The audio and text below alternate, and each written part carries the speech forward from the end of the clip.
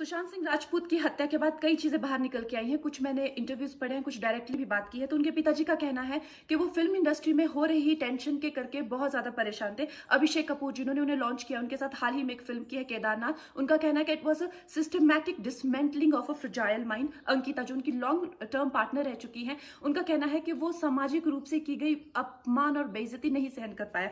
तो अब मैं आपको बताऊंगी कि मूवी माफिया ने ना कि सिर्फ उनको बैन किया था, सिस्टमैटिक डिसमेंटलिंग, कैसे कतरा कतरा करके उनका दिमाग तोड़ा गया है, उनको मारा गया है। तो ब्लाइंड आइटम आप इसलिए लिखते हैं क्योंकि आप जब झूठ लिखना होता है, आप को के अगेंस्ट कोई लीगल एक्शन नहीं लिया सकता, क्योंकि आपका तो नाम ही नहीं लिखा, मगर उसकी जो डिस्क्रिप्शन होती है, जैसे मेरे बारे में लिखा जाएगा कि जिस लड़की के घुंघराले बाल हैं, जिसको नेशनल अवार्ड मिला हुआ है, साइकोटिक है, इस तरह से जो कि मनाली से डिस्क्रिप्शन पूरी दी जाएगी मगर नाम नहीं लिखा जाएगा।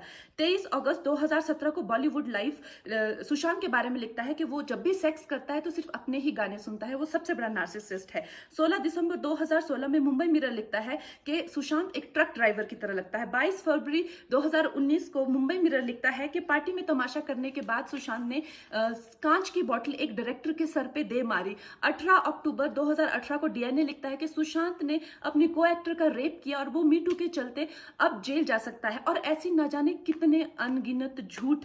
और ये जो बुद्धिजीवी जर्नलिस्ट हैं, ये जो चील कौए गिद्ध हैं जो मूवी माफिया के पाले हुए हैं, ये इसको मेंटल इमोशनल साइकोलॉजिकल लिंचिंग को जर्नलिज्म कहते हैं। मेरे बारे में आज तक जो भी कहा गया मैंने कुछ नहीं कहा, लेकिन जब एक स्वतंत्रता सेनानी के खिलाफ गंदगी लिखी गई, मैंने उस जर्नलिस्ट को कॉन्फ्रंट किया। आपको पता है उसी रात 4 सीनियर जर्नलिस्ट ने मेरे खिलाफ एक गिल्ड बनाई। ऐलान किया गया कि इसकी फिल्म को बैन किया जाए, फ्लॉप किया जाए।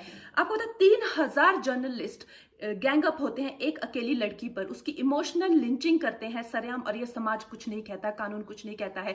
मैंने उन पे केस करने की कोशिश की, मगर 1 महीने बाद वो गायब हो गए। मेरी फिल्म रिलीज हुई, गायब हो गए। तो मेरा कहने का मतलब ये है कि अगर ये समाज जिस अन्याय की बुनियाद पर खड़ा है और कभी आवाज नहीं, आप ये पढ़ते हैं, चटकारे लेते हैं, कभी आपने सोचा है कि कभी नेपो किड्स के बारे में ये क्यों नहीं लिखा जाता है? तो ये अन्याय का फंदा किसी दिन आपके बच्चों के गले में लटका मिलेगा, आपके गले में लटका मिलेगा। इसलिए जब तालियां बजेगी और सीटियां बजेगी, तब आपको पता चलेगा कि क्या गुजरती होगी।